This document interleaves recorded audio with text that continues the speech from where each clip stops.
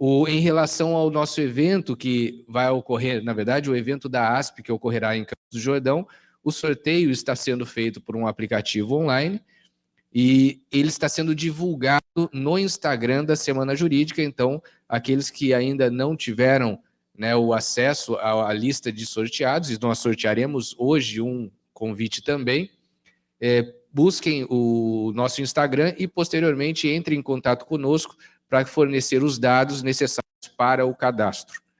Também aproveito, então, para agradecer à ASP, que está conosco desde segunda-feira, e para aqueles que ainda não fizeram a inscrição, convido-os, por intermédio deste QR Code, de um folheto que estava na pasta que vocês receberam, de fazer a inscrição na ASP, uma inscrição absolutamente gratuita, sem qualquer necessidade de vinculação de um cartão de crédito ou coisa do tipo, que dará a todos vocês o acesso gratuito de 3 meses a toda a estrutura da ASP.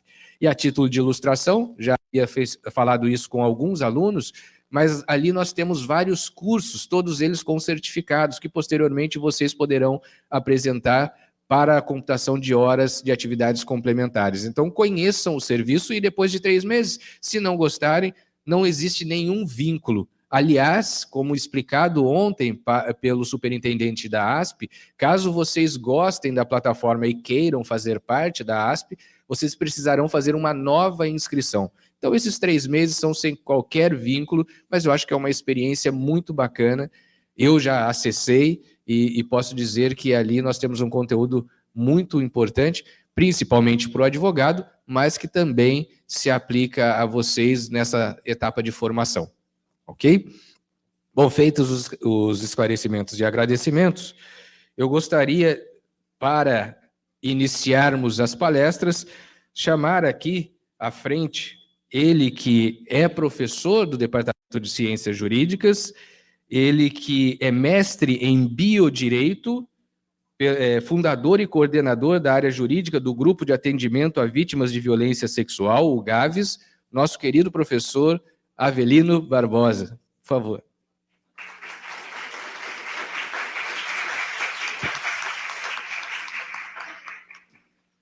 O professor Avelino, que foi meu professor, e por isso eu tenho muito orgulho, muita honra de poder estar hoje apresentando, ele é nosso professor e também é um anfitrião do nosso querido palestrante que se dispôs a trazer os seus conhecimentos de longa data aqui, que é professor também da Universidade de Taubaté. Eu estou falando do professor Djalma Antônio Almeida dos Santos, professor que é médico ginecologista obstetra, coordenador do internato em ginecologia e obstetrícia do curso de medicina da Unital, coordenador da área de medicina do Grupo de Atendimento a Vítimas de Violência Sexual, o GAVES, um projeto de extensão muito importante, muito relevante para a sociedade taubatiana, que é da Universidade de Taubaté. Por favor, doutor.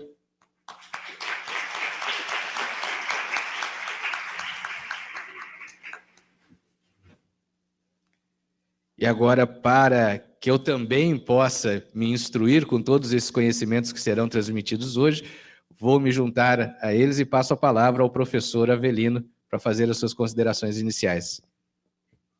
Bom dia a todos. Muito obrigado. Hoje, realmente, quase que não dormi. Vou explicar o que aconteceu. Esse meu amigo aqui, há muitos anos, né? Ele me deu um susto, porque desde segunda-feira eu estou falando com ele. E daí? Tá tudo certo a palestra? Nada. Ligo para ele, não responde. Mando um e-mail, não responde. Disse, meu Deus do céu, chegou ontem à noite, não responde. Poxa, passei a noite toda estudando, porque se ele não me aparece, o que eu ia fazer com vocês? E isso já não é a primeira vez que acontece, que o destino me prega peças, né? Numa época aí, como ele falou, na época de outrora, eu fiz um júri, o júri demorou muito tempo, eu tinha que dar aula às 7 da noite, eu cheguei correndo às 7 da noite, era semana jurídica, eu falei assim, bom, vou dispensar meus alunos de semana jurídica. Entra um professor de processo civil, organizador de semana jurídica, Avelino, o palestrante não veio. Disse, tudo bem, e daí? Não, é que você não quer dar uma palestra lá? Disse, mas que assunto? Não, arruma um assunto. Eu fui pego, saí de um plenário do júri, entrei aqui, do nada, para dar uma palestra para os alunos não terem que ir sozinhos. Então, era a segunda peça de amigo dela. Graças a Deus. Eu já falei para o Avelino que o mais fácil é ligar para minha esposa, e daí ela me avisa. Graças a Deus ele deu. Olha, chegando em arte, eu tenho fé, ele vai aparecer. Avelino, estou chegando na Unital, mas depois de uma semana ele está chegando. Então, o que nós decidimos, né? É tudo preparado, tranquilo. Nós decidimos fazer um bate-papo. Por quê? Eu também fui pego de surpresa o ano passado, no mês de setembro, eu com as minhas turmas do EAJ, todo mundo sabe que estou no EAJ, como advogado, e aí chega uma notícia do diretor Wagner: Avelino, o professor Mariano de Medicina Legal acabou de aposentar, você não poderia dar aula de Medicina Legal? Isso já era setembro. Eu disse, mas como assim? Eu tenho turma. Não, o outro professor pega a sua turma. E eu assumi a cadeira de Medicina Legal o ano passado. Assim, de um dia para o outro, a aula começa segunda-feira, tá? E aí veio a ligação da medicina. Avelino, você assumiu? Eu tive que assumir, não tem quem. Pois é, nós não temos professor titular aqui na medicina, o senhor não pode vir dar aula de ética médica aqui? Eu disse, como assim? Aí eu larguei mais turmas, eu fui dar aula de ética médica no 8º semestre do curso de medicina. E como eu já estava no hospital junto com ele no projeto Gaves, bom, já fico por aqui, né? Mal sabia eu que não tinha professor de medicina legal na medicina. Então, o semestre passado eu dei aula de medicina legal na medicina, ética médica, e assumi a medicina legal aqui. Aí, em dezembro, graças a Deus, houve concurso público e o professor passou e já está dando aula aqui, um novo professor, então eu voltei tranquilo. Então, esse sufoco que eu passei é obra do destino. Mas, então eu falei para ele, vamos bater um papo? Por quê? Vamos já iniciar a nossa conversa. Eu fiz um apontamento, como falei, eu estou com um caderno aqui, porque eu passei a noite toda o caderno. Vamos relembrar o artigo 2º do Código Civil de 2002. Então, ele está tratando de a personalidade civil da pessoa começa do nascimento com vida. Então, para adquirir a personalidade jurídica, precisa nascer com vida, isto é, respire, porque se nascer sem vida, não respirou, é o natimorto. E é interessante que nós vamos começar a trabalhar com o natimorto. Bom, se nasceu morto, mesmo independente da gestação, não vamos falar que realmente aí nasceu morto, mas a família quer enterrar. Opa, para enterrar, você precisa ir no cartório para conseguir uma autorização, uma certidão de óbito, para chegar no cemitério, na administração, olha, vai ser enterrado aqui. Aí, mas como que eu vou fazer uma certidão de óbito que o cara não está vivo? Você nasceu morto? Como é que eu vou pegar a certidão de óbito que ele já está morto? Então, nesse caso específico, no natimorto, precisa fazer, tem um livro no cartório para registrar o nascimento de um morto, depois o óbito dele. Então, é uma exceção de cartório. Então, vocês observam que o direito, ele começa a colocar normas na sociedade. E a primeira coisa é, se nasce vivo, então eu tenho uma teoria natalista. Considera-se vida quando você nasce com vida. Ué, quer dizer, então, que o feto que estava no útero da mulher não é vida? Bom, aí nós vamos continuar a leitura do artigo 2º. Mas a lei põe a salvo desde a concepção. Opa, concepção? Teoria concepcionalista. E o que é concepção? Aí vem aquela dúvida. Concepção é quando o espermatozoide penetra o ovócito, porque ainda não terminou a meiose, né? Vocês lembram muito bem, claramente, aí como é que fica a meiose, né? Meiose 1, meiose 2. Por isso que falou que eu sou meio assim biodireito, porque eu navego nessa área há muito tempo. Então, a partir do momento que eu tenho o ovócito 2, que é uma fecundação do espermatozoide, eu tenho 23 cromossomos do espermatozoide e 23 cromossomos do ovócito. Logo em seguida termina a meiose e os cromossomos pareiam. Então, de 23 cromossomos, agora eu tenho 46. Então, se a concepção é ali na fecundação, a partir dali eu tenho uma teoria concepcionalista. E se você acredita que a vida começa ali, então você vai ter que avisar. Olha, se a vida começa aí, e se o médico ginecologista resolve colocar um dispositivo intrauterino, então esse dispositivo é abortivo. já que eu tenho uma vida e eu não deixo ele progredir, ou então a pílula do dia seguinte, que é administrada até 72 horas, também é abortiva. Então, o Ministério da Saúde e toda a legislação permite, não, pode distribuir DIU, pode. Então, significa que nós estamos concordando com um abortamento para aqueles que acreditam que a teoria concepcionalista. Mas há quem diga, não, Avelino, uma coisa é uma célula, ovo ou zigoto. Ela multiplica, blástula, gástrula, neurula, vai multiplicando, vai saindo das trompas e vem para o útero. Beleza, grudou no útero. Nidação. Então, há quem entenda que a teoria concepcionalista começa na nidação, quando aquele conjunto de células grudou no útero. Se você entende assim, então nós temos uma teoria concepcionalista, entendendo de um lado da fecundação e outros entendendo que seja ali a nidação. E a partir da nidação, se nós chegarmos aos 3 meses de gestação, então eu já tenho um embrião formado. Então, há uma teoria concepcionalista, onde inicia, alguns entendem na fecundação, outros entendem na nidação. Perfeito. Temos o final, quando nasce e respira. E nesse período, quando eu tenho um embrião, a partir de 3 meses de gestação, já tem a placenta, já tem cordão umbilical, beleza? E depois?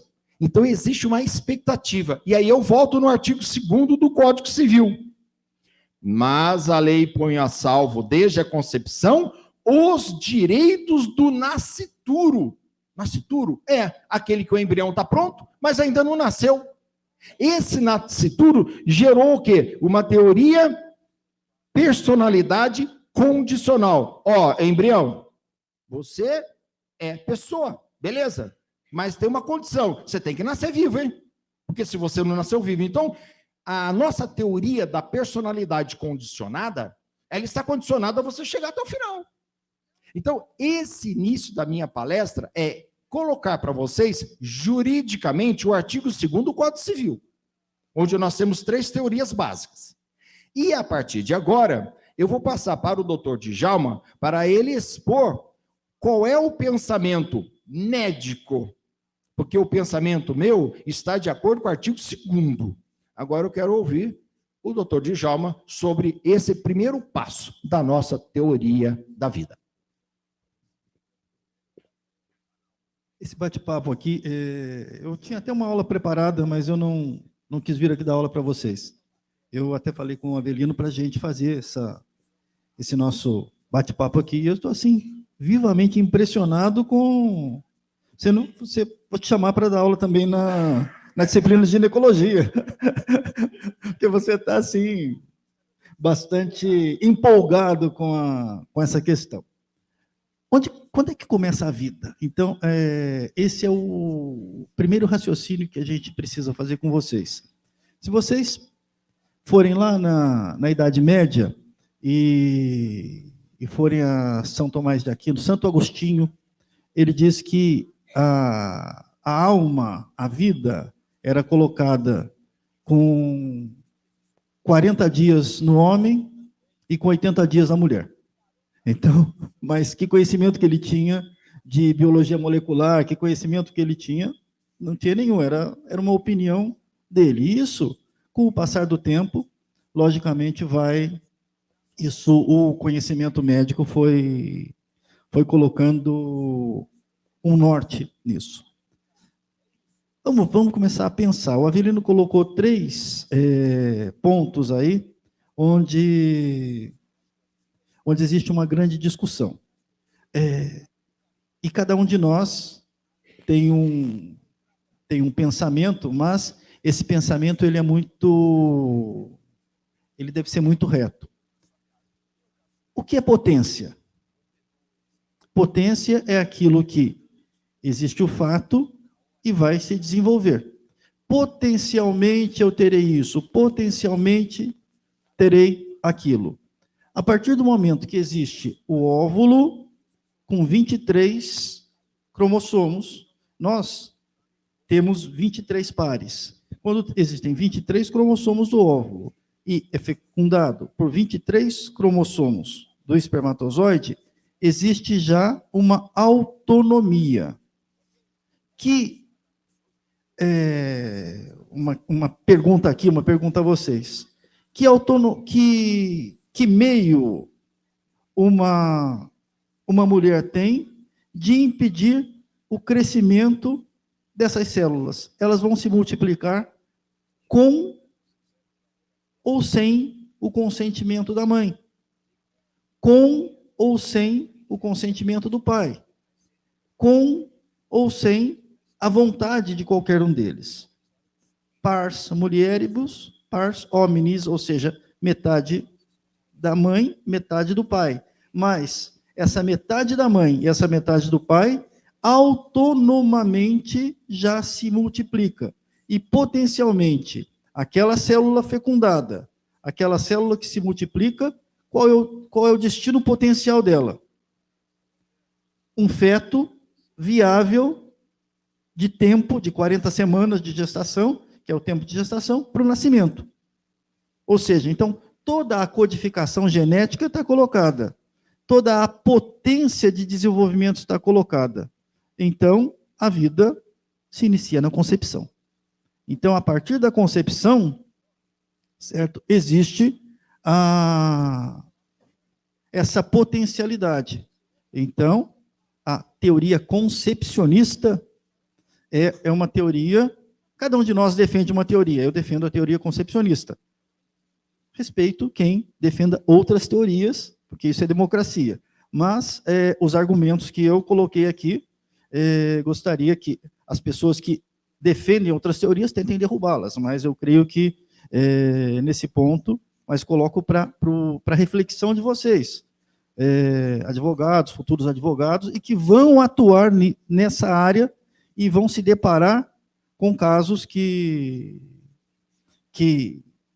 vão precisar desses conceitos. Agora, o que é gravidez? Essa é a grande confusão. Alguns dizem, Avelino colocou na anidação, gravidez é troca entre a mãe e o produto da concepção, que está acontecendo ali na anidação. Então, a anidação, quando existe a concepção, para vocês entenderem, o espermatozoide ele sobe pelo útero, atinge a tuba uterina, a trompa, e essa trompa já fez a captação do óvulo. Esse óvulo, ela tem fímbrias, ela tem cílios. Esses cílios vão levando esse óvulo em direção ao útero. E no terço posterior, no terço distal dessa tuba, acontece a concepção. A partir do momento que houve a concepção na tuba, em torno de 5 a 7 dias, esse ovo fecundado, esse blastocisto com 2 blastômeros, 4 blastômeros, 8 blastômeros, essa gástrula, essa mórula, essa neurula, ela vai se implantar no útero com 5 a 7 dias. Aí existe a gravidez. Ou seja, isso é uma questão semântica, é uma questão de nomenclatura, certo? Mas a vida só existiu a troca, a implantação, porque houve a vida. E essa vida é anterior à fecundação. Então, essa vida tem que ser protegida, e aí o direito, o Avelino colocou, ela já protege essa vida desde que é vida. Então, esse é o grande embate hoje de se diz o que é vida. Vida é a autonomia. Cada um de nós tem vida porque é autônomo. Nós pensamos. Ali não existe o pensamento, mas já existe a autonomia. Muito bem, obrigado. Observe que não tem nada combinado, né? Estão bem claro que a gente trabalha juntos há muito tempo, mas não tem nada combinado. Partindo do pressuposto que nós já temos uma vida implantada no útero, ótimo. Agora nós vamos ter uma situação jurídica, crime de estupro. Aí nós entramos. O crime de estupro, nós temos a possibilidade da vítima praticar o abortamento, e vamos chamar de abortamento legal. Mas quem vai praticar, na realidade, numa clínica legalizada é o médico. Então, nós temos duas situações. Uma é o direito da vítima pleitear ao médico, alegando, olha, eu não preciso de autorização judicial para a prática do abortamento, que eu sou vítima de estupro. E aí vem o médico, mas como que eu vou assumir essa responsabilidade? Você não foi na delegacia, não fiz boletim de ocorrência? E agora? O que eu faço? Então, é uma situação. Segunda situação de um abortamento, partindo do princípio que tem uma vida, é aquele embrião que já passou para o estado embrionário, já é um feto, só que ele começa a colocar em risco a vida da gestante. Uma hemorragia. Então, nós temos aquele tipo de abortamento legal, porque está, vamos falar que é um estado até de necessidade. Então, o artigo 23 do Código Penal, que são as excludentes de antijuridicidade, entre elas, nós temos estado de necessidade, mas eu preciso resolver. Ótimo! E aí eu faço um questionamento. Eu tenho dois extremos. Vamos falar de aborto com relação a estupro. Então, no estupro, pode? Sim, pode. Coloca em risco a vida da mulher, que não tem nada a ver com aborto? Beleza. E se, porventura, essa gestação, vamos falar de gravidez, aquele célula, ovo ou zigoto, que se multiplicou, e se ela não chega no útero? E se a gravidez é ectópica? E se é gravidez tubária? Como é que fica, doutor? Para prenhez, vamos lá. Prenhez uterina, gravidez uterina e gravidez extrauterina. A gravidez extrauterina é viável? Não. Não existe viabilidade. Uma prenhez, uma gravidez abdominal, certo? Existem alguns, vamos dizer, excludentes aqui, como você diz. Eu já tive um caso na minha residência lá, 35 anos atrás, onde tivemos uma prenhez abdominal e eu vi uma outra prenhez abdominal aqui no Hospital Universitário, em Taubaté. São casos bastante raros, bastante complicados, mas que, por exemplo, houve implantação a anidação, ela ocorreu num local estranho, mas ela ocorreu num local onde existe uma vascularização grande, que é a base do intestino, e a placenta se formou ali, e essa criança se desenvolveu.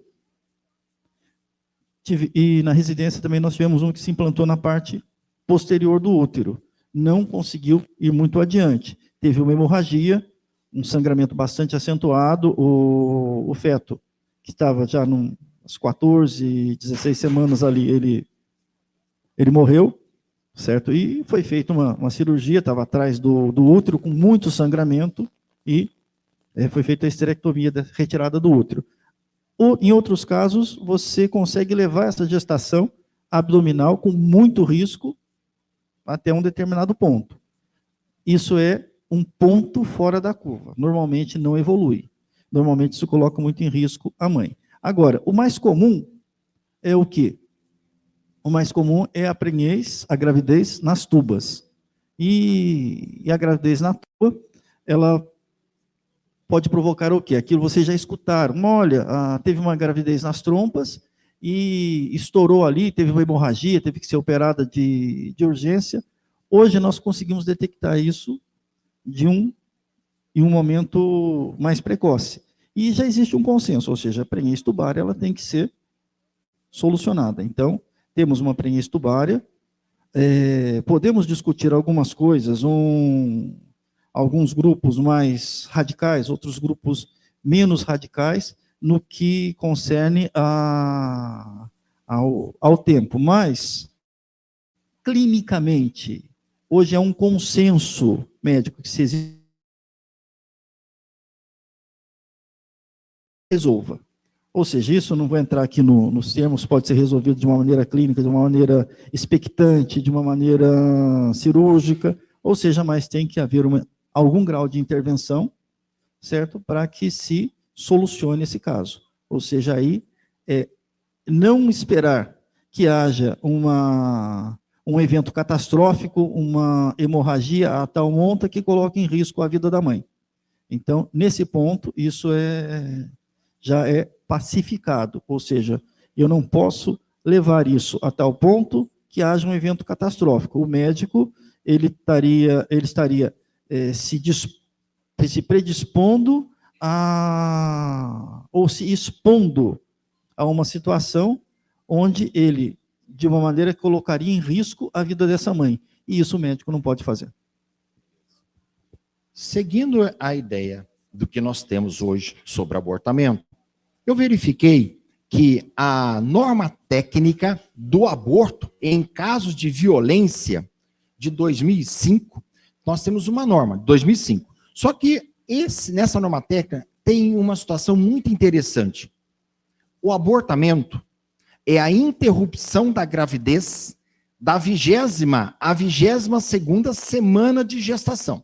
Então, 20ª à 22ª semana de gestação. Então não é ou, com o produto da concepção pesando menos que 500 gramas. Aborto é o produto da concepção eliminada pelo abortamento. Então aqui, juridicamente, nós observamos o Código Penal falar apenas em aborto. Na área médica, o abortamento é a manobra, é a prática. O aborto é o resultado, é o produto expelido pela mulher. Então, doutor Djalma, eu gostaria que o senhor explicasse para nós se, quando a gente fala em gravidez de 20 semanas, 30 semanas, essa semana é a mesma coisa que a gente multiplicar por 4 essas semanas para saber de meses. Qual é a conta? Porque muitas vezes fala, não, a gestação vai até a 39ª semana, e tem 9 meses de gestação. Explique para nós primeiro essa parte de semanas, e logo em seguida a interrupção da gravidez antes de 20 semanas e depois de 20 semanas. Bom, vamos voltar lá 400 anos antes de Cristo. Hipócrates dizia que a partir da última, de quando a mulher teve as suas regras, né? Quando ela engravidasse, contaria-se 40 luas, ou seja, seriam as 40 semanas, que seria o tempo para o nascimento. Então, a gravidez, ela tem, em média, nós não sabemos o dia da concepção, mas nós sabemos a última data que a mulher teve o início da sua menstruação. Então, a gravidez, ela tem, em média, 280 dias, ou 40 semanas, 40 semanas são 10 meses lunares, ou aproximadamente 9 meses solares, que temos meses de 28, eventualmente 29, 30 e 31. Então, fazendo esses descontos todos, esses 280 dias são aproximadamente 9 meses. Então, esse é o período de uma gestação. Vamos conversar um pouquinho sobre o que é o professor Avelino trouxe a norma técnica, certo? Então, que diz que o abortamento legal, uma norma técnica sobre abortamento, que o abortamento legal, ele deveria ser feito até 22 semanas. Por quê? Foi introduzido esse tema, e nós já vamos fazer o link para o objetivo maior da nossa colocação aqui. Para que se caracterize um abortamento, existem normas. Então, o que é um aborto? Um aborto, que é o produto, né? O feto, ele deve ter, o embrião, o feto, ele deve ter menos de 20 a 22 semanas. 22 semanas hoje é o período que nas últimas publicações todas já vem, 22 semanas, menos de 500 gramas e menos de 500 gramas e menos de 25 centímetros. A normatização do Ministério da Saúde, do Conselho Federal de Medicina, mesmo do Conselho Regional de Medicina de São Paulo, ele mostra que, se tiver acima de 22 semanas, ou acima de 500 gramas, ou acima de 25 centímetros, é um parto prematuro. E, necessariamente, um natimorto nessas condições, um óbito intrauterino nessas condições, caracteriza-se um natimorto e deve-se necessariamente fazer a declaração de óbito, natimorto de fulana de tal. E é isso que o professor Avelino, no início, colocou. Ou seja, como é que se tem um atestado de óbito de alguém que nem nasceu, juridicamente? Mas se faz todas as vezes uma declaração de óbito, vai ao cartório, dá-se o atestado de óbito, por quê? É necessário sepultar. Por que isso? Se tiver abaixo de 22 semanas e com menos de 500 gramas e com menos de 25 centímetros, certo? A RDC da Anvisa, uma resolução, uma norma técnica da Anvisa diz que esses fetos podem ser encaminhados para incineração, sem, contudo, a necessidade de um atestado, de uma declaração de óbito. Então, é a RDC 222 da Anvisa. Então, os produtos, o produto da concepção, vamos chamar aqui o feto como produto da concepção, é um termo basicamente técnico, ele vai ter um destino C, aborto, e outro destino C, natimorto. Então, esse é o link que nós, para a gente trabalhar. O porquê que acontece isso? Até o ano passado, a OMS considerava o que um aborto? Seria a interrupção da gestação, certo, de um produto não viável, certo, se nascesse. Ou seja, ele nasceu, se tiver viabilidade, se tiver acima, por isso as 22 semanas, 24 semanas, o peso, se tiver viabilidade, não era um aborto, seria um parto, já um parto prematuro. A partir das conferências do Cairo, da conferência de Pequim, certo, onde se discutiu a Conferência das Mulheres, direitos reprodutivos que foram discutidos, e grandes embates, linhas de pensamento, certo? A OMS considera agora que o aborto é a interrupção voluntária dessa gestação, a interrupção dessa gestação em qualquer fase, antes do nascimento. Não entrou em trabalho de parto, e se interrompe, a partir do trabalho de parto, já está em trabalho de parto. Mas, se resolve se interromper essa gestação, é considerado um aborto. E isso provocou essa alteração na normatização técnica, não na legislação, numa portaria do Ministério da Saúde, onde foi introduzido a questão da assistolia, ou seja, como interromper a vida, como matar um feto intraútero que tenha 30 semanas, 35 semanas, já tenha 2,5 kg, 3 quilos e seja absolutamente viável se nascer. Eu vou fazer, então, o abortamento. Faz uma cesariana, retira esse feto vai nascer vivo, certo? Então, é o conceito que o OMS introduziu da assistolia, ou seja, introduz-se uma agulha no coração desse feto, coloque cloreto de potássio, ou coloque lidocaína a 5%, o coração vai parar de bater, depois disso, induz o parto e tem-se entre aspas, o nascimento de um natimorto. Isso é um debate, infelizmente a gente não vai poder debater aqui, que são linhas de pensamento, eu tenho que colocar a minha linha de pensamento aqui, eu sou absolutamente contrário a isso. Eu sempre trabalhei pela vida, eu sempre defendi a vida, são 36 anos que eu atuo como médico, como médico obstetra, e em situações as mais difíceis possíveis, situações de extremo cuidado com as gestantes, aquelas gestantes que, principalmente o que acontece, a maior incidência de óbito materno no Brasil é por pressão alta, por hipertensão.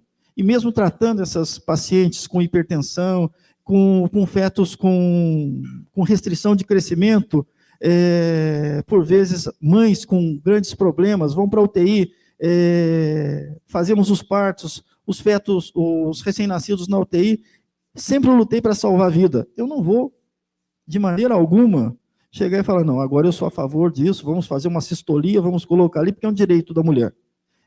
A gente tem que pensar em duas coisas.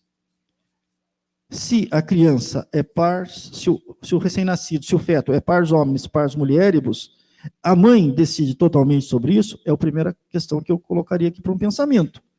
O pai não tem metade disso, ele não teria direito a decidir pela outra metade, essa é uma decisão jurídica, eu sou médico, ok? A segunda questão que eu coloco aqui, e o nascituro, e o direito dessa criança, ou seja, ela não tem o direito à vida?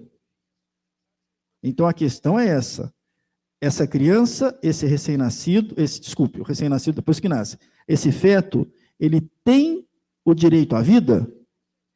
Ou seja, quem o defende?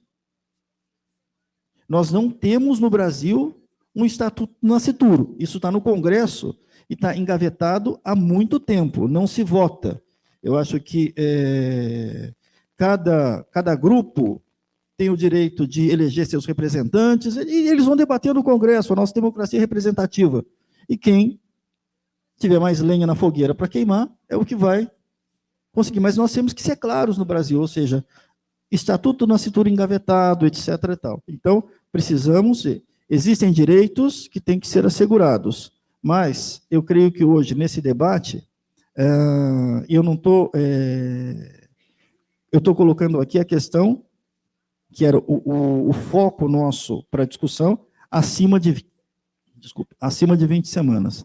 Eu creio que acima de 20 semanas, acima de 24 semanas, temos fetos que existe viabilidade. Então, toda a literatura médica diz, acima de 24 semanas, nós temos que investir para quê?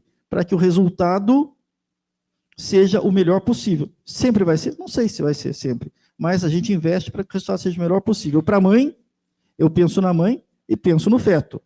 Ou seja, e agora nós vamos eliminar isso acima de 20 semanas? Então, essa é a discussão. Ou seja, cada um tem um posicionamento, eu tenho o meu posicionamento, é claro, mas que se discuta isso. Muito obrigado.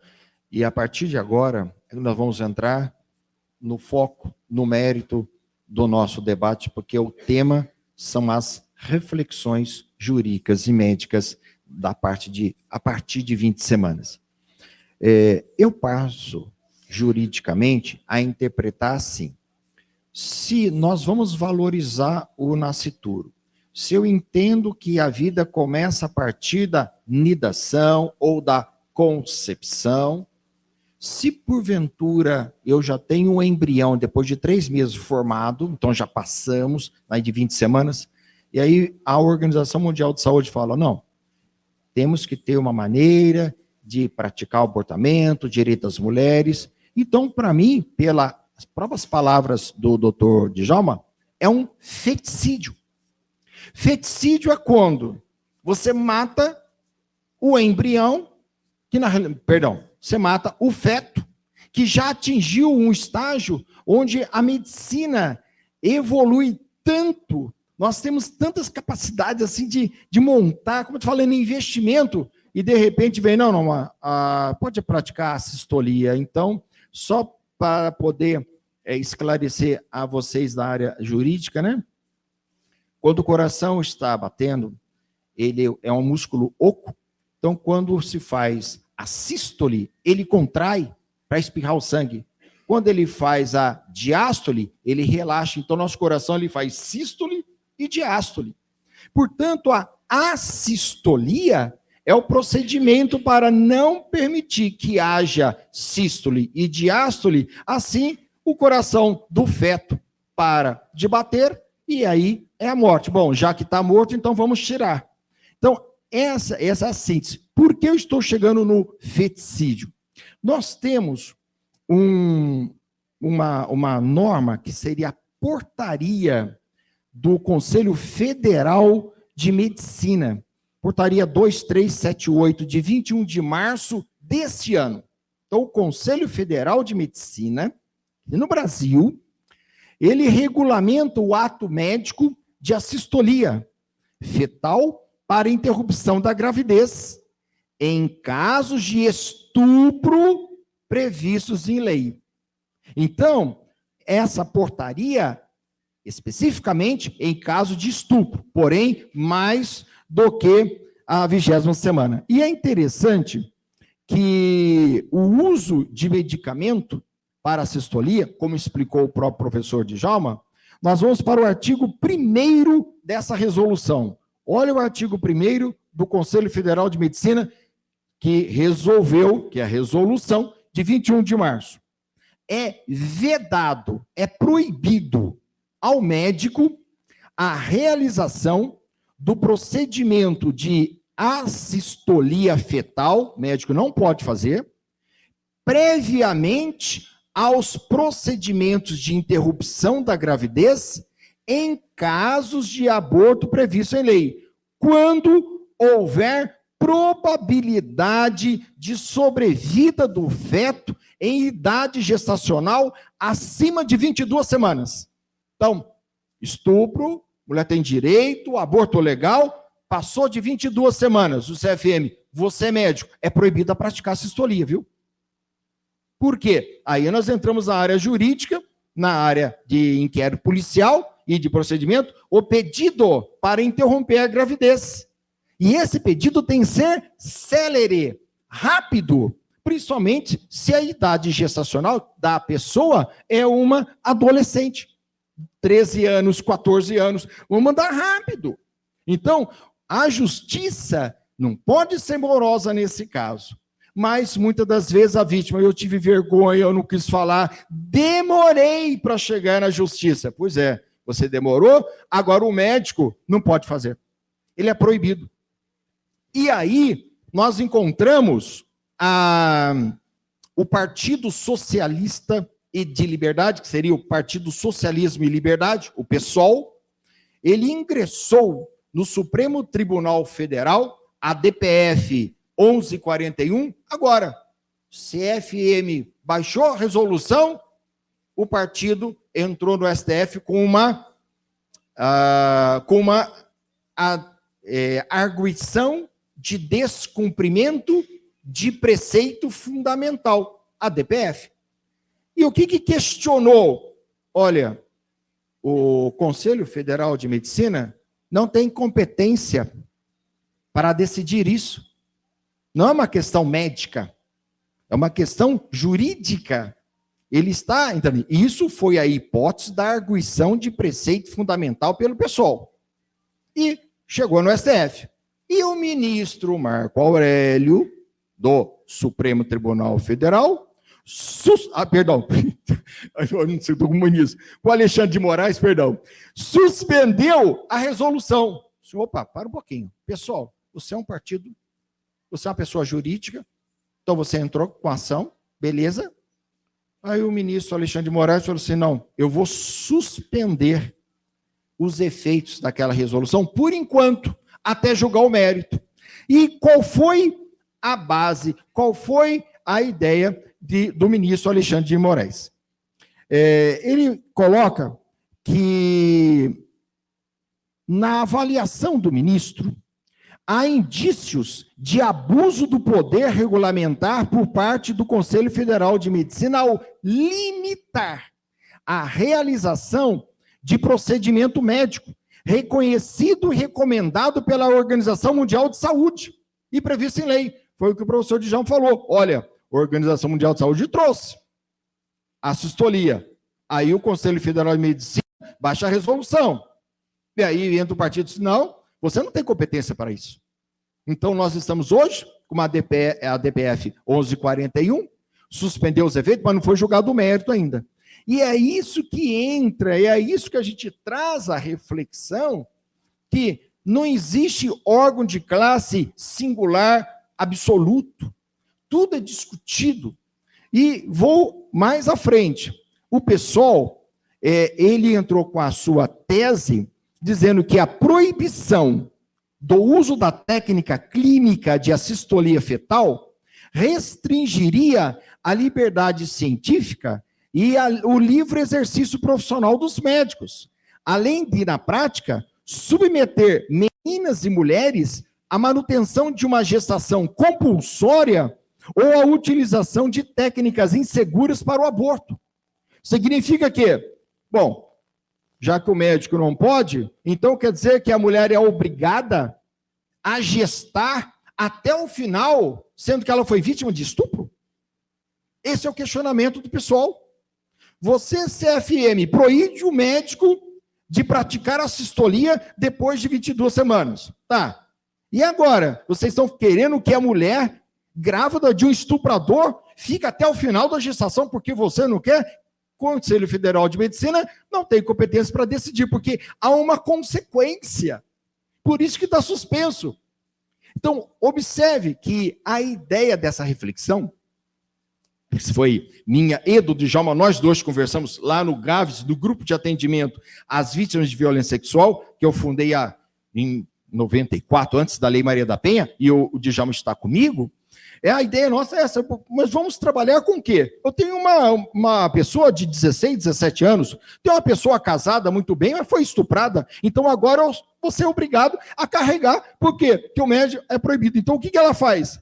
Procura clínica clandestina. Já que eu não posso dar marna legal, vou para a clínica clandestina. Esse é o grande prejuízo. E para cima disso, que eu gostaria de passar para o doutor Djalma, esse assunto, porque defere não a ele, médico, mas a classe que ele está, que é o Conselho Federal de Medicina. O raciocínio básico que nós usamos, e isso vai, não de encontro, mas vai assim, ao encontro do que a classe médica, por exemplo, do Estado de São Paulo, a semana passada tivemos a eleição dos representantes para o CFM. E a chapa vencedora foi a chapa que defende a vida e é contra a assistolia. Os médicos do Estado de São Paulo elegeram essa chapa. Ou seja, então, é um pensamento da classe médica, e foi a única chapa que colocou assim, olha, nós somos contra a assistolia. E foi a chapa vencedora. Então, nós podemos dizer que os médicos de São Paulo e muitos no Brasil também elegeram chapas que defendem a vida. O grande questionamento nosso é o valor da vida. Ou seja, o que vale a vida? Nós defendemos a vida. Ou seja, vocês, como futuros advogados, futuros advogados, poderão ter no futuro pendências, processos contra médicos. Médico morre de medo de advogado. É uma brincadeira aqui, né? Séria. Com um óbito fetal. Ou seja, e isso já,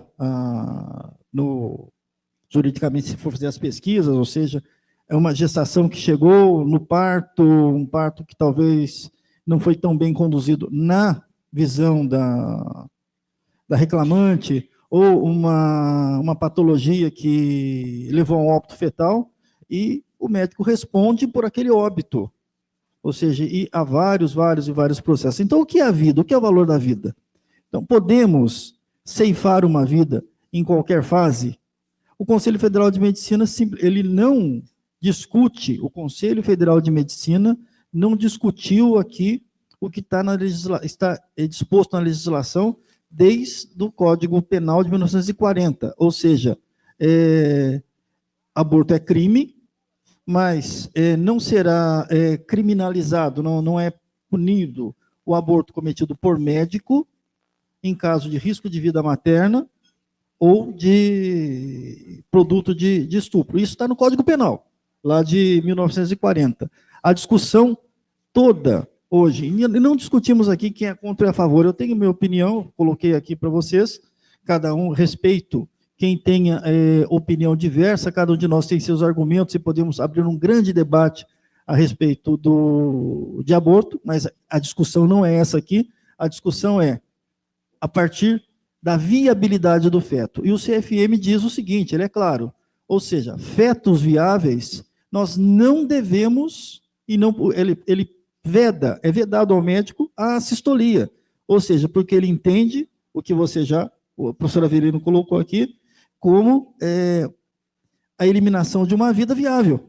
Então, é isso que o Conselho Federal de Medicina coloca. Não vou entrar aqui no mérito da questão o destino para esses fetos quando nascem, etc. E tal. Isso é uma outra questão que levaria um grande debate aqui. Mas o que a gente coloca hoje aqui para o pensamento de vocês é o valor da vida. Ou seja, essa vida ceifada, uma vida viável. Essa criança, 28 semanas, como aconteceu esses tempos atrás, existe um serviço lá no Pernambuco que tem feito isso de rotina, fetos com 30 semanas, 32 semanas. Ou seja, são fetos que se nascerem, talvez, possivelmente vão para uma UTI neonatal, mas depois de um tempo vão sair bem, vão ter uma vida normal. Ou seja, já tive fetos de 23 semanas, 26 semanas, 28 semanas, é comum, que nasceram comigo e estão andando, estão na escola, alguns com algumas limitações, outros não, outros sem nenhum tipo de limitação. Então, a vida segue. Então, essa é a grande reflexão, professor. Ou seja, nos é dado o direito, certo? Não estamos negando o direito a ninguém, ou seja, existe uma... Eu estou aqui numa escola jurídica, certo? Uma escola de ciências jurídicas, então, legalmente, se existe isso. O que nós estamos discutindo hoje é esse tempo. Ou seja, por quê? Porque é abrir uma grande porta para quê? Para que no futuro seja liberado em todas as questões. Claro, não vamos fugir aqui que existem grupos que defendem e existem grupos que são contrários. Ou seja, esse embate, eu creio que tem que ir para o Congresso Nacional, é o Congresso que decide. Mas o que nós temos que refletir aqui primeiro, não a viabilidade, ou seja, é a vida, é o valor da vida, ou seja, podemos eliminar uma vida viável? Interrogação. Obrigado. E chegando no final da nossa palestra, nosso encontro, no nosso bate-papo, nós temos um projeto de lei, 1904, da Câmara Federal, do dia 17 de maio desse ano. Esse projeto de lei tem uma proposta de limitar até 22 semanas a realização de aborto nos casos de estupro de fetos anencéfalos ou risco à gestante. Esse projeto, ele acresce parágrafos nos tipos penais dos crimes de abortamento, vai acrescer os parágrafos. A pena para quem praticar determinado delito é equivalente a homicídio simples, de 6 a 12 anos. E interessante que nesse projeto, que é a discussão hoje no Brasil, não se aplicará a excludente de ilicitude, aborto praticado por médico, se a gravidez resulta de estupro e houver viabilidade fetal presumida em gestações acima de 22 semanas. Então, aquela excludente de antijuridicidade que eu tinha citado lá do artigo 23, agora com esse projeto de lei, nós temos introduzindo, para um pouquinho, se porventura houver viabilidade do feto, não se aplica a excludente.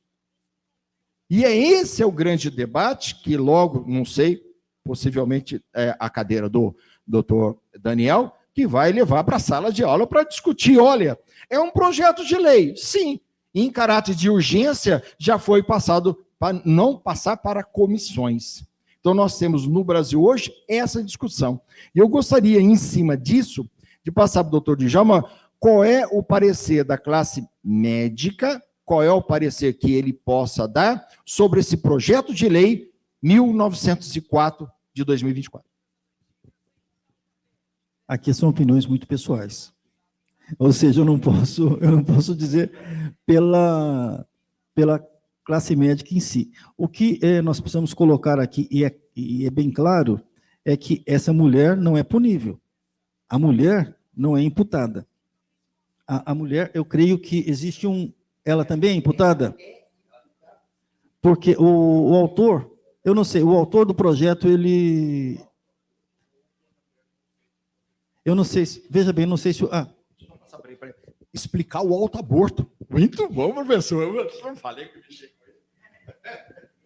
eu não estava preparado, mas, na verdade, o projeto, ele criminaliza a conduta da mulher, inclusive, que optou por fazer o aborto. Né? E, já que me deram a palavra, né, gostaria de mostrar para vocês que tudo é ideológico. Porque quando se fala em pessoal, obviamente que vem ideologia na mente, até porque o representa uma ideologia. Mas é inegável que o se move pela ideologia. É inegável. E aí, a questão a saber é o que, enquanto sociedade, nós queremos. Porque, inclusive, eu conversava com o Dr. Djalma anteriormente, e em relação à gestação que traz um risco para a mãe, essa não é discutível nem pela comunidade médica, porque eles entendem que, efetivamente, eu tenho que preservar a vida da gestante. Então, o que se resume é, na verdade, no caso de aborto. O que se discute, o pano de fundo, é no caso de aborto. Porém, é legal que as palestras elas possuem uma conexão. Na segunda-feira, nós tivemos uma palestra com um defensor público que veio aqui nessa casa e que ele já possui mais de 500 júris realizados. E ele falou que, dentro da sua carreira inteira, ele só fez um júri de aborto. E vamos lembrar que aborto é crime doloso contra a vida. Então, será que esse efetivamente é o problema da sociedade? Enquanto 40 mil homicídios ou mais ocorrem todos os anos? Eu não tenho os dados oficiais, mas acredito que os abortos legais realizados no Brasil desde 1940 não devem somar 40 mil. Porque anualmente não se ultrapassa de 2 mil. E a grande dificuldade que a mulher tem hoje é efetivamente essas barreiras que são impostas para o aborto legal, em casos em que efetivamente a lei permite, daí não estou querendo discutir a ideologia, mas a lei, e que ela acaba sendo desassistida e, como o professor Avelino falou, procura clínicas clandestinas. E mesmo procurando clínicas clandestinas, essa cifra oculta acaba não chegando aos poderes constituídos e, portanto, não são julgados. E, obviamente, creio eu, doutor, que nessas clínicas clandestinas o risco para a mulher acaba sendo muito maior. E, para mim, é fácil, né, decidir por A ou B e aplicar a lei, porque eu sou homem e jamais teria uma gestação. Agora, sinceramente, para aquelas mulheres que são vítimas de estupro, eu particularmente, daí não dá para a gente tirar um pouco o nosso pensamento pessoal, para mim é o pior crime que eu posso ter na nossa sociedade. Isso porque, diferentemente de um homicídio, de um roubo, o estupro impõe à vítima uma pena de caráter perpétuo. E quem sou eu, Daniel, e é isso que a gente está falando, né? Quem sou eu para decidir a vida dessa vítima de estupro? Então, o direito é sobre analisar a vida dos outros. Então, eu não posso, muitas vezes, me valer daquilo que eu gostaria, sem pensar no próximo, sem pensar na sociedade. Eu acho que essa é a beleza do direito, né? A gente poder pensar sempre no próximo. Mas e aquela vida em gestação, né? Olha, ninguém aqui é contra a vida, e eu também não sou a favor do aborto, porque eu acho que o aborto é uma tragédia pela sua própria natureza. independentemente de ser oriunda de um estupro, de um risco de gravidez ou de uma voluntariedade, ela é uma tragédia pela sua própria natureza. Eu acho que ninguém quer o aborto, mas o que eu também não quero é vítimas que tenham essas consequências perdurando até os seus últimos dias. Então, essa é mais ou menos a minha reflexão. Isso é reflexão. Quando você só chamei gente fera.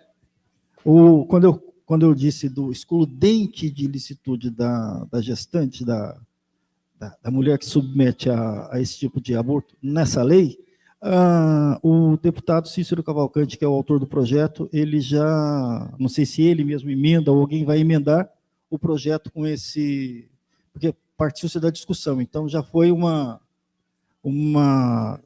posição dele, do autor do projeto. Então, mas já foi uma posição do autor do projeto que, quando for para plenário, para votação, já que não vai passar por comissões, mas ele pode ser emendado para discussão, vai ser feita essa emenda. Foi isso, na verdade, eu assisti a uma entrevista do deputado. Avelino, violência sexual é uma das questões mais trágicas que nós enfrentamos no dia a dia. Eu, quando cheguei aqui para coordenar a área médica desse projeto de extensão da universidade, que é o Grupo de Atendimento a Vítimas de Violência Sexual, o professor Avelino já estava lá, que ele foi o fundador desse grupo. Nas primeiras semanas, nos primeiros meses, eu saía com dor nas costas, dor de cabeça, dor no corpo, e falava, semana que vem eu não volto. Eu sempre brinquei, assim, seriamente, mas disse que colocaram todos os professores da medicina, da ginecologia, em fila, e disseram, quem quer assumir o Gaves dê um passo à frente, mas todos combinaram que iam dar um passo atrás, e eu fiquei parado, e eu fui designado ao Gaves. Mas, excelente hora que eu fiquei parado, porque eu cresci muito para entender a mulher, para entender o sofrimento dessa vítima, para entender o sofrimento não só dessa mulher, vítima de estupro, mas a grande maioria da violência sexual acontece contra adolescentes, contra crianças, no seio do lar, dentro de casa. Mesmo os estupros acontecem dentro de casa. E eu comecei a entender essas pessoas, comecei a entender esse sofrimento. Eu entendo muito bem, o Avelino também entende essa dor, certo? E nós temos uma balança aqui, onde nós temos que colocar, e não são 2 pesos e 2 medidas, mas colocar o peso de cada um, o sofrimento, a sofrência dessa mulher e a vida. Temos nós o direito, cada um de nós tem o direito de ceifar uma vida, mas foi vítima de estupro. Mas nós temos direito a ceifar uma vida de um feto viável de 30 semanas, 35 semanas, ou seja, eu vou fazer uma cistolia num feto de 35 que poderia nascer e ir para o peito e para o aleitamento. É um direito que eu tenho esse direito. Ou seja, isso passa por uma questão, o professor Daniel colocou bem, de um fórum íntimo. Eu sou homem, eu nunca, embora atenda vítimas de violência todas as semanas, eu nunca, de maneira alguma, vou conseguir imaginar o que uma vítima dessa, e sentir o que uma vítima dessa passa. Por isso que nós temos todo o acolhimento, a escuta qualificada, o acolhimento, o atendimento a essa vítima, para que ela possa se sentir o máximo amparada. Existem direitos dados a ela pelo nosso ordenamento jurídico? Sim. Existem direitos dados a essa vítima pelo nosso ordenamento jurídico. Eu posso concordar com eles, posso discordar, posso concordar e posso discordar desses direitos, mas são direitos que hoje são dados e devem ser garantidos, ok? O Estado garante isso a essas vítimas. O que nós temos que pensar é o seguinte: e quando eu tenho essa vida já viável? Porque essa é a nossa discussão. porque a cada passo que vai se dando, nós vamos normatizando e nós vamos fazendo a normalização de uma situação, certo? E no futuro, ou seja, vai se liberar o aborto em todas as situações? Então, são questões, são questionamentos que nós colocamos aqui. Ou seja, a defesa da vida, certo? Mas sem esquecer dessa mulher também. Nós não podemos esquecer do apoio, nós não podemos esquecer do acolhimento, e nós não podemos esquecer que ela é uma vítima, e essa criança também é uma vítima. Então, há que se ter no nosso congresso essa discussão, lá é o fórum para que se aconteça esse debate, certo? E as linhas de pensamento serão eleitas pela população e que o resultado seja uma legislação justa. Bom, para completar todo o raciocínio, quer falar alguma coisa sobre... Não, ele quer. Porque eu sou um organizador que eu convido pessoas inteligentíssimas. Eu não preciso ser inteligente, não, mas eu só convido gente inteligente. Então, professor, vamos lá. É só para arrematar, né, em relação ao projeto. Então, nós temos a criminalização da mulher hoje da forma como ele foi concebido. Mas eu fiquei raciocinando o seguinte agora. Se eu excluo a responsabilidade da mulher e só criminalizo a responsabilidade, a conduta da médica ou do médico que vier a fazer, será que eu não estaria estimulando o autoaborto? Porque se a mulher não for punida e ela souber disso, né, obviamente que o médico e a médica não vão querer se submeter a esse procedimento, mas ela sabe que ela não é punível. Então, é uma coisa para refletir também. Espero que os nossos congressistas reflitam sobre isso e, ainda que venham aprovar o projeto com alteração, que pensem nessa possibilidade também, de não estimularem o autoaborto, porque daí seria uma tragédia ainda maior. Bom, pessoal, agora, nesse momento, eu preciso fazer uma propaganda, né? Posso fazer propaganda? Às segundas-feiras, das 14 às 17 horas, nós estamos no Gaves, no Hospital Municipal, Hospital Universitário Municipal. O Gaves é um grupo de atendimento às vítimas de violência sexual. É um projeto de extensão. A universidade atende a comunidade. Então, eu, professor Avelino, coordeno a área jurídica, fico segunda-feira à tarde lá. O professor Djalma coordena a parte médica, os alunos de medicina estão lá. Temos a parte de enfermagem, psicologia e serviço social. Então, a vítima chega ou nas UPAs, ou então em qualquer, no pronto-socorro infantil, ou no conselho tutelar, é vítima de estupro, vai para o Gaves. Então, segunda-feira sempre é uma surpresa, né? A gente não sabe quantos vêm, e quem vem e qual vem. E a gente atende e vai passando. Passa por mim, parte jurídica, quer divorciar, tal. Aí eu já encaminho para o EAJ, e eu vou estar aqui no EAJ com os meus alunos, já propondo ação de divórcio ou medida protetiva. E levo meus alunos lá na delegacia da mulher para já fazer o boletim de ocorrência e acompanhar. Enquanto isso, o doutor Djalma já está fazendo uma análise, prescrevendo os exames laboratoriais, já a medicação, tudo pelo SUS, tudo gratuito. E nós temos, então, a psicóloga, tem 6 sessões gratuitas, estresse pós-traumático, e temos a parte do serviço social também, encaminhamento, você mora onde, entra com CRAS, com CREAS, esse é o nosso serviço, tá? É isso mesmo, é segunda-feira, né? Tá. Às segundas, das 14 às 17, estamos lá, e depois dessas 6 sessões do estresse pós-traumático, o CEPA, que é o Centro de Psicologia Aplicada da Unital, nós encaminhamos esses pacientes para que possam fazer terapia, se houver necessidade, e quase sempre há necessidade de terapia. Então, o atendimento é integrado. Eu digo sempre que o atendimento não é multidisciplinar, o atendimento é interdisciplinar. E, a partir disso, eu trabalho com os residentes, médicos residentes da ginecologia e obstetrícia, médicos residentes da pediatria, alunos de graduação de 5º e 6º ano da medicina, ensinando-os como atender essa vítima. como fazer uma escuta qualificada, como fazer a abordagem correta dessas vítimas, não só a parte pragmática, que é exames, acompanhamento médico, medicação, etc. Tal. Isso é muito importante, mas o mais importante é saber acolher essa vítima. É uma pessoa, é um ser humano que sofre. Então, nós precisamos ter essa empatia. E eu digo sempre aos meus alunos que empatia não é você se colocar no outro, porque isso vai acontecer um burnout.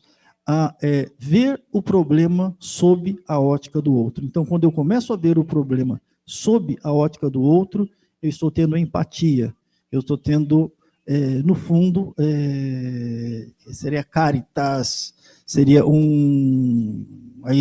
veio do grego, um amor caridoso. Então, é isso que nós precisamos ter. Não a caridade, mas esse amor caridoso que nós precisamos ter em relação a quem sofre. Obrigado. Eu gostaria que vocês fizessem a propaganda do Gaves, e ele não está na mídia, não está em televisão, não está em lugar nenhum, porque preservamos o sigilo da vítima. Mas as pessoas também assim não ficam sabendo que a gente existe, então a gente vem nas palestras, faz a propaganda, mas a gente não põe em lugar nenhum. Por quê? Para manter o sigilo, o direito da nossa vítima. Pessoal, muito obrigado.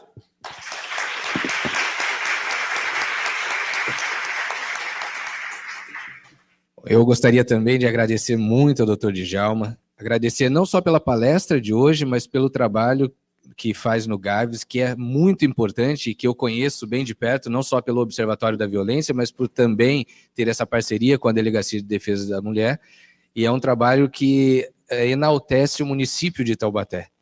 Se todos os municípios tivessem trabalhos de excelência dessa natureza, eu acho que as nossas vítimas estariam muito melhor acolhidas. Mas que bom que pelo menos o município de Taubaté pode contar com o serviço desses valiosos profissionais que lá atuam. Eu gostaria de pedir agora ao professor Avelino, também na condição de anfitrião, que entregasse uma singela lembrança em nome da ASP, em nome do Departamento de Ciências Jurídicas e da 18ª Subseção da OAB de Taubaté.